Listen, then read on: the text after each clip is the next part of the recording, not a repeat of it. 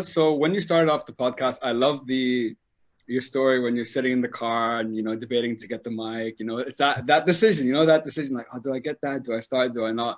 And then you did, and you went and did it, and you committed. And I think, like you said, this is what you liked anyway, so it felt more natural to you. But I'm curious. So when were you starting the podcast? How did you go about like finding guests? How consistent did you want to be? Walk us through like that early days journey, because I think a lot of people starting out would find that quite useful.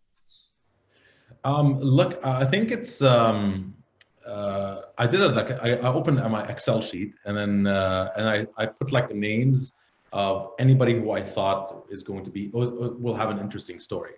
Okay. And then when I knew that, for example, there are certain individuals who are going to be in Dubai, I would also try to see who's organizing that particular event and see if I could get that guest on. So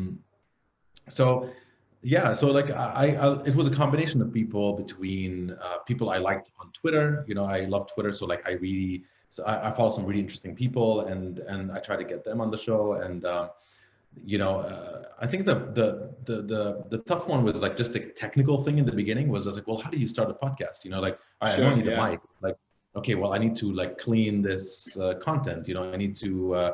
I don't know any of this stuff. I don't know how to edit audio. I don't know how to edit a video. I don't know any of this stuff. Luckily, I had a GoPro that I guess my parents or my wife got me. I'm not sure who. Somebody got me on my birthday at some point. And then I used that to film my podcast in the beginning. And then GoPro is really easy to edit. So I used that in the beginning and how to do it. So that's from the video element. The audio one, I used Blueberry, which is no, actually, sorry, I used GarageBand to edit, and then I used Blueberry to release. There had to be a little learning curve there in the beginning, but I was excited because I actually did my first episode before I engrossed myself in any of these things. Because if I did engross myself in any of these things in the beginning, then I probably would have been deterred, and I was like, I don't have time to do it. Yeah, for sure. But luckily my wife was also doing her master's, and because we spent a lot of time together and did stuff together and whatever. So on Saturdays I had a lot of dead time. Like she had like 5-6 hours of doing her master's. So I was like, all right, well, I'm going to use this time to enrich myself as well. And so I learned this whole podcasting editing thing. But yeah, then when I put all these guests together, I started reaching out to these guests, and like you said, just ask, and my first guest was my buddy Joe Akawi, and whom you should really have on your podcast. He's a great guy. I should definitely put you guys in touch. Please do. He's like I always say he's my most famous friend. He's a tech guy. He's always on Al Arabiya and NBC talking about tech and that kind of thing. But me and him also, like, we have a lot of, like, we're really old friends. Like, we're friends since, like, I've known him for like 20 years. And so like we talked about all sorts of things, and I was really nervous at the beginning because I'm not sure how to interview my buddy, and it was really like, it was just really interesting. I was hoping he would cancel because I was really nervous. But then when he came in, I loved it. And so I couldn't wait to put it out, and the reception was amazing. Like a lot of really positive feedback came from people. So I thought it gave me this like instant gratification, and yeah. I could do this always, like on a weekly basis. And I started doing it on a weekly basis. And it was the first thing I really committed to in a really long time. And yeah, like there was this band called Sepultura. They're a heavy metal band. They were in Dubai. And I asked if I could talk to their guitarist, Andreas Kisser. And they're like, yeah, sure. I was like, first podcast in the region, #1. Like, I was like packaged Vietnamese, like probably had like 300 listeners at the time. But they're like, yeah, sure, okay. You could talk to Andreas Kisser. And it was really cool. I talked to him, and that started getting built more and more and more. I paused a little bit during COVID because I got really disheartened with this type of conversation, like it was like the digital type, which, I really enjoyed the face-to-face thing. It almost felt like I'm going into my own bubble, and like I'm meeting this person, and we're having a really nice 1 hour of conversation, which is really meaningful. So when we started doing it remotely, I was like, this doesn't really work for me. But then and then of course we went into building Rising Giants and stuff. So I got really busy. But now we're bringing it back, and I just released our first episode and season 3, I'm calling it. And I did another episode yesterday, and I'm recording a couple more next week. Yeah, we're bringing it back. Yeah, And hopefully when I get the vaccine and my guests get vaccinated, we can bring back the face-to-face thing sure. and do it more often face-to-face. Yeah. Yeah. Um, I love that you even so it's funny that you said the whole quarantine thing because I started my podcast during quarantine. So Oh, I no remember way. so I remember my first 3 episodes were like or 4 were face to face and then boom lockdown and I'm like, oh shit man, I just started this thing and like what am I gonna do now? Like how am I gonna get content? How am I gonna interview people? How's this gonna work? So virtual Yeah. has been like my home for like a lot of people, but alhamdulillah also with that I've gotten to interview people from across the world in Malaysia and Canada and the States. So like it's really expanded the range of the podcast. So I'm grateful for it, but I am like you. I do prefer the face to face. It's just a different energy when you're like Absolutely. when you're sitting across a person. So I totally understand. And 100%. so when you started the podcast, like you said, first episode was with Joe.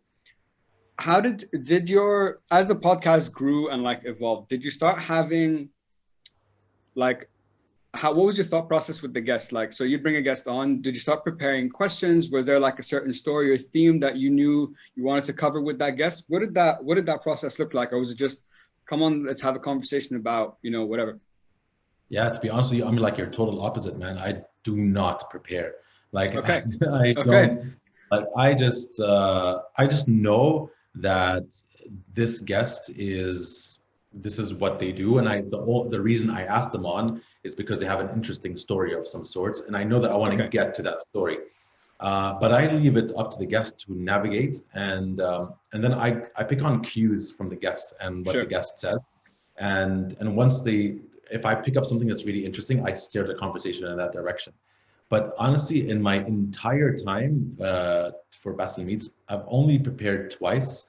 Once was for Slash, just because I had Yeah. 20 minutes, Yeah.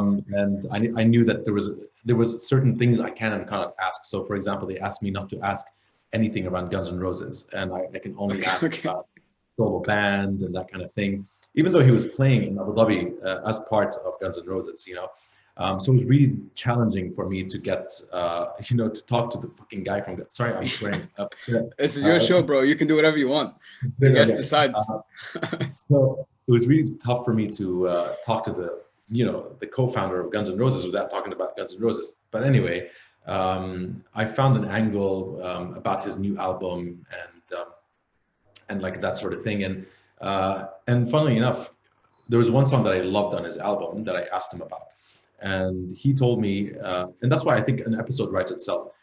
He told me that that song, that particular song, he pitched it to be one of the songs in The Walking Dead, the series The Walking Dead, Okay. and it was rejected. And then he took it and he created his own song with it. But then I sent that out to like publications as a press release, and that got wildfire, picked up like wildfire. Oh Like shit. it Okay. was, I'm telling you, like from GQ to the Independent to like all these major publications picked Wow. it up, which was pretty insane. So that's one. Two is another guy called Alex Skolnick. He's a guitar player for a band called Testament, another heavy metal band, like rock and roll. And again, I had like a limited amount of time, so I wanted to make sure that I'm talking to one of the legends of thrash, and I want to make sure that I get my fanboyism in there, but in a Yeah. Yeah. structured way. Yeah. Yeah. Those are the only 2 times, but other than that, I really don't prepare, man. Like yesterday, I was talking to Luay, the head of GM, and to be honest, he just said a few things, and I just played on the things that he was saying, Okay. and sometimes like with some guests, you feel like you're not getting that energy, and you're not getting that response, so you almost have to inject more of yourself into the conversation just to 100%. get into to talk more and to be more comfortable. Yeah. So yeah, I guess that's I don't really have a real process, man. That's really Okay. what it is. That's But really yeah, I'm impressed with you though. Like you're really on your game, man. You're really on top of the ball. Like you really know a lot of things about the guests before they come on, and I think that's one way that's really good as well. thank you. First of all, thank you for the kind words, man. The way I see it is I think each podcast has a different like goal, right? With yours, it's all about telling, like storytelling. You want to know about the guest's story, whatever it might be, and into you in the conversation, you'll guide it based on, you know, what they're saying. With Yeah. mine, the whole point behind this podcast is to help people. So I'm like, okay, I have a guest coming on. They're an expert in their field. First of all, I want to respect the guests giving me their time. So I want to do as much research as possible, because then that makes me have better questions and a better conversation. And two, that's how, if someone's listening to this now, they want to start a podcast, they'll be like, there's so much from what we've already spoken about that you've said about your journey and your story that I can be like, okay, so that's what I should think about when I start a podcast, like the audience, like the equipment, like how to start. So I think it just depends on what, everyone has their own formula, and it just goes down to whatever you prefer. But I'm curious, because you like doing it, I guess, more free flow than what I do. How is it when you had it questioned? Did you like it, or did you prefer, like, you wish I had more time to really just like let loose and like have like more of a conversation?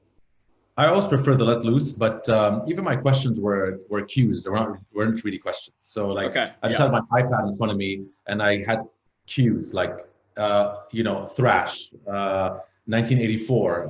You know what I mean? Just something to get my mind in a track rather than Sure. anything else. But I don't have time to read a question, and I feel like it's awkward. I interviewed James Hetfield once from Metallica, and this was my first one. And I think also that if I ever wanted to repeat an interview, it would have been that, because that is when I wrote down questions. But to be fair, I was also kind of nervous because I'm Of course, come on. a huge Metallica fan, you know, Yeah. and sitting with James Hetfield, and I knew I had just 15 minutes with James Hetfield. You know, I really needed to get those questions in there, you know, like album, hey, do you check Instagram? Do you see yourself? Well, you know, stuff like that. Yeah. It was phenomenal. Like, it was one of the best 15 minutes of my life. But yeah, I think that was the only time I had questions. But otherwise, it's just cues. Just cues. Yeah. No, but it makes, like you said, it makes a lot of sense. Everyone has their own process.